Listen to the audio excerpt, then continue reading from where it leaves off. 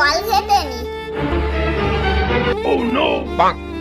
ওই দেখ জুতো পরিষ্কার করছে, দাঁড়া তোর জল ঘাটা ছোটাচ্ছি। বাবান, এনে এই জুতোটাও পরিষ্কার কর। ঠিক আছে মা।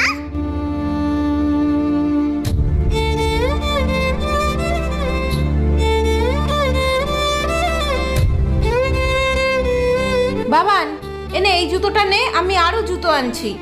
ধুৎ, আমি যে কানো জুতো ধুতে আসলাম আর ধোবই না।